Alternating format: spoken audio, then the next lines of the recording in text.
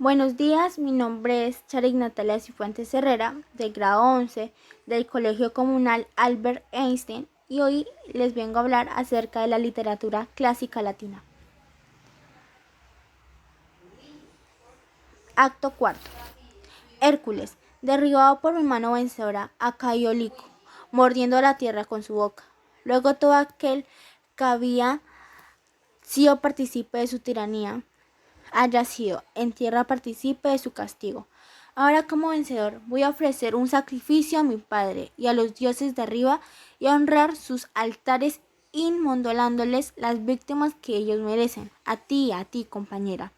Y ayuda de mis trabajos te invoco, pelas belicosas, en cuya mano izquierda la elegía lanza feroces amenazas con sus semblantes petrificador que me asistía en el sometió el Licurgo y el rojo mar con sus lanzas cubiertas de vertientes tirsos y las divinidades gemelas, Feo y la hermana de Feo, la hermana más dedicada a las flechas, Feo a la lira, y todos sus hermanos que habitaban en el cielo, que no son hermanos de madrastra, Arracaet, aquí rebaños bien alimentados, cuando cosechan los de la India, cuando los árabes recogen de sus árboles alorosos, traedlo a los altares, que fluya en abundancia su denso vapor, ahor del alano, nuestras caballeras, cúbrate a ti, deseo, la rama del ovilio con la fronda propia de tu gente, mi mano orará el tronador.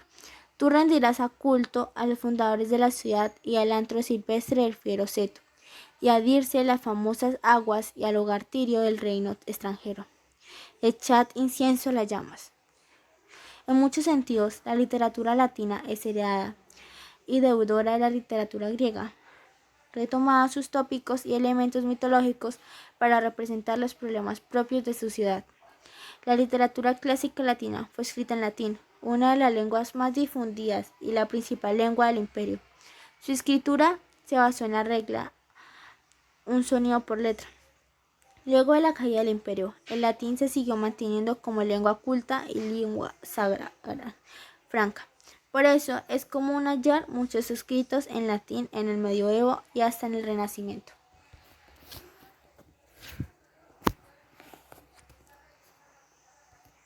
Contexto histórico.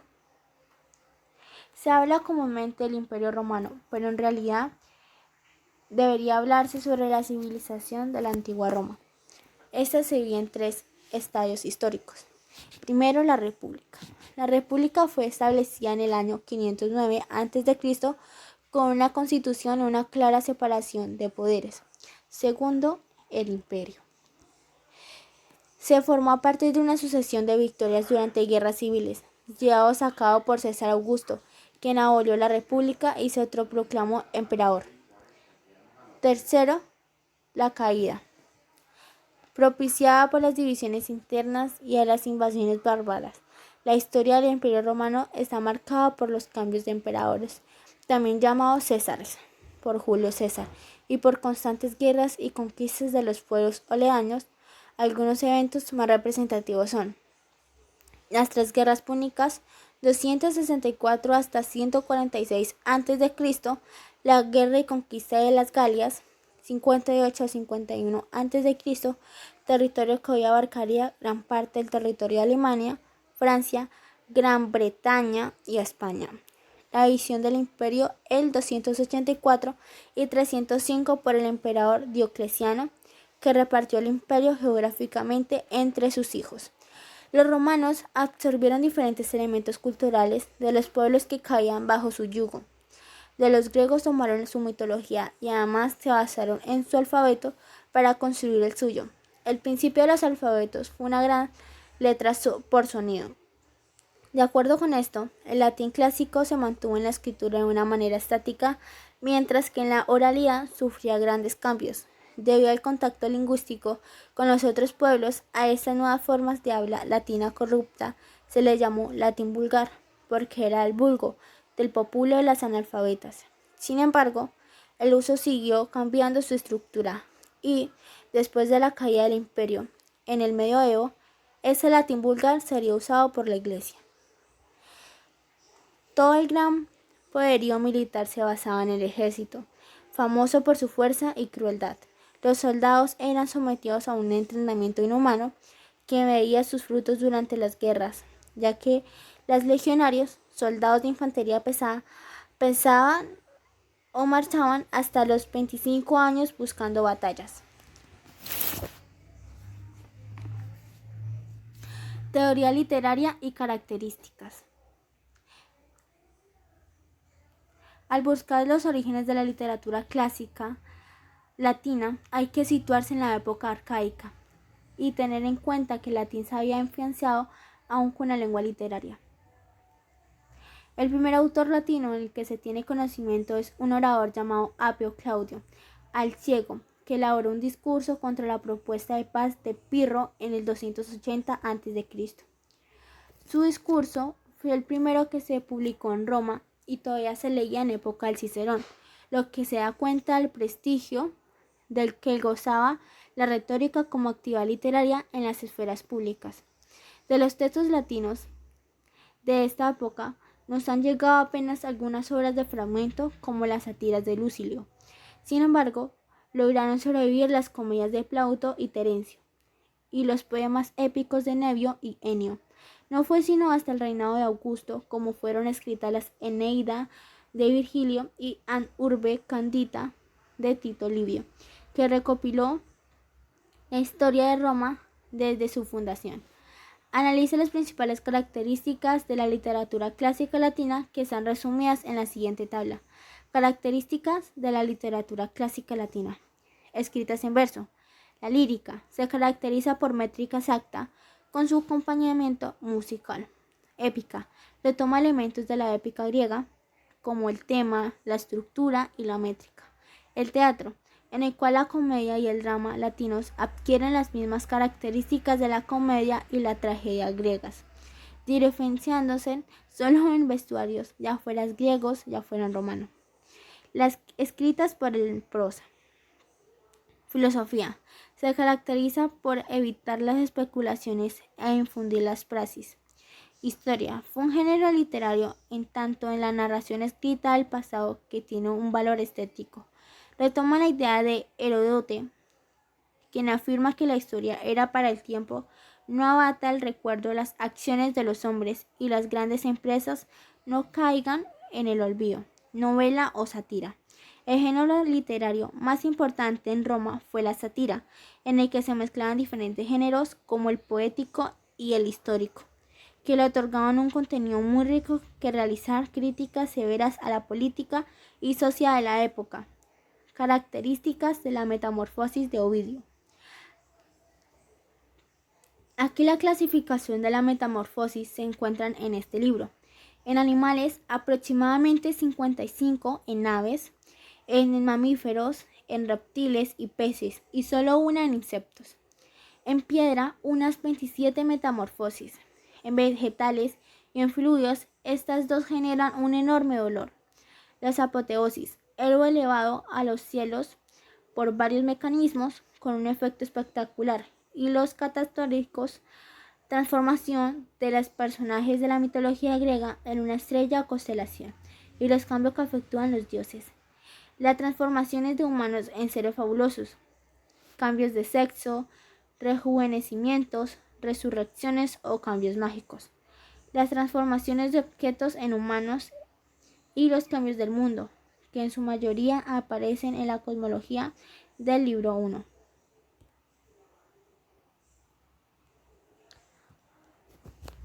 Producciones literarias. Primero está el periodo preclásico. El periodo preclásico. Está la comedia, Plauto, las Bacquides, el mercader, Aulalía o comedia de la olla y Anfitrión. Terencio, la Adriana, Formión, los hermanos y el atormentador de sí mismo. Después está el periodo clásico, la época dorada. Está la poesía, que está el Virgilio, la Eneida, las bucólicas y las geórgicas. El Horacio, sátiras, épodos, odas y epístolas. Ovidio, el arte del amar y las metamorfosis. En prosa está Julio César, de Bello Gálico y de Bello Sili. Cicerón, de la vejez, sueños de despisión, las paradojas de los estoicos y las leyes. Época argentea. Está la prosa, el Petronio, Satiricón, Quintiliano, Instituto, Oratoria, Plinio el Viejo, Historia Natural. En drama está la Seneca, Hércules Loco, Edipo, Media y la Serenidad del Alma. Luego está el periodo posclásico. Los cristianos, San Agustín, Confesiones y la ciudad de Dios, y Boecio, Consolación de la filosofía. Análisis de los textos clásicos latinos. Satiricón. ¿Acaso un grupo distinto de furias inquietas a los retores cuando gritan: «Esta sería, lo recibís por la libertad pública, sacrifique este ojo por vosotros, dadme en guía que me lleve junto a mis hijos, pues los tendones de las piernas cortadas no sostienen mi cuerpo»? Estas mismas cosas serían tolerables si abriesen el camino de las elocuencias a sus alumnos. El relato empieza con palabras de un personaje y no del narrador. Asimismo, no se hace una mención a las musas. Ahora los hinchanzones de los temas y el estruendo vacío de las frases solo sirven para que, al llegar al foro, se crean transportados a otro mundo. Por ello, creo que la escuela hacen estupidísimos a nuestros jovencitos, pues no oyen ni ven nada de aquello que sucede en la realidad, sino cosas sobre piratas acechando en la costa con cadenas. En el primer capítulo ya se propone la temática, sátira y crítica a la educación. Tiranos escribiendo edictos por los que ordenan a los hijos que decapiten a sus propios padres, o respuestas dadas por el oráculo en tiempo de peste, por los cuales deben inmolarse 3 vírgenes o más. Periodos como puñuelos, melifluos y todo lo dicho o hecho como espolvoreado con adormidera y ajonjolí. A pesar de las marcadas diferencias, la temática latina no se desprende de la griega. Acto 1, escena única. Ya que es una comedia hecha para ser representada en público, se dividen actos y esto en escenas. Pirgopolineses.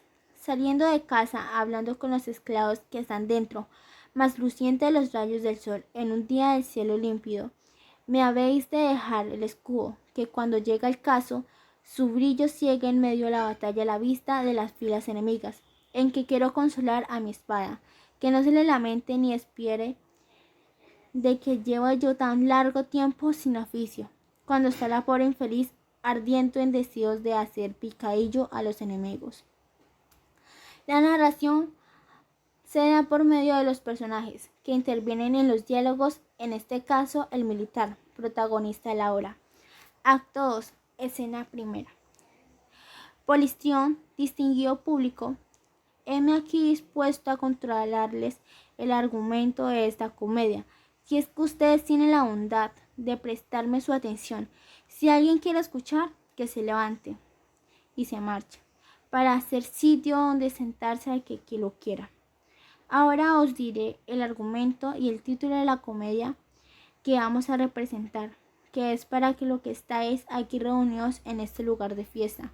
En griego se titula la pieza alazón, lo que en latín se dice gloriosus, o sea, fanfarrón. Esta ciudad es Éfeso. El militar, este que acaba de irse ahora a la plaza, es mi amo. Un fanfarrón, sin vergüenza, un tipo asqueroso, que no vive sino de perjurio y del adulterio. Se empeña en el que se persiguen todas las mujeres y en realidad no es sino un hazmerreír de ellas por donde quiera que va. Lo que hace Plauto por medio de este esclavo Polestrión es interpelar al público de forma cómica, ya que la obra ya comenzó una libertad que se permite la comedia.